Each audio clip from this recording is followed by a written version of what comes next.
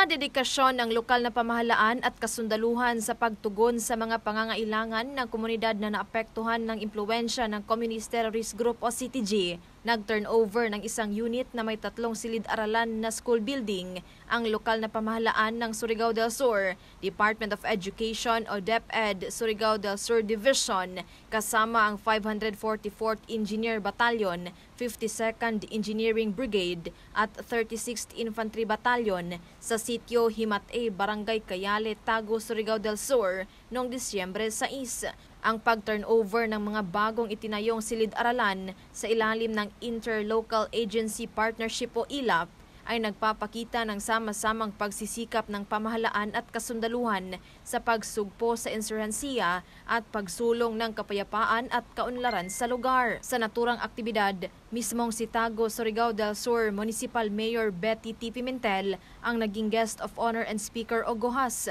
Dumalo rin dito sina 52nd Engineering Brigade Commander Brigadier General Francis Marlon S. Wong, 542nd Engineer Battalion Commanding Officer Lieutenant Colonel Ricky N. Baguio at 36th IB Commanding Officer Lieutenant Colonel Vincent M. Viray. Sa mensahe ni Mayor Pimentel, sinabi nito na ang pagbibigay ng school building ay patunay sa determinasyon ng gobyerno na bumuo ng mapayapa at maunlad na kinabukasan para sa mga mamamayan ng Surigao del Sur. Napapanahong balita, serbisyo publiko para sa Pilipino. Ella Rivera, 4ID News.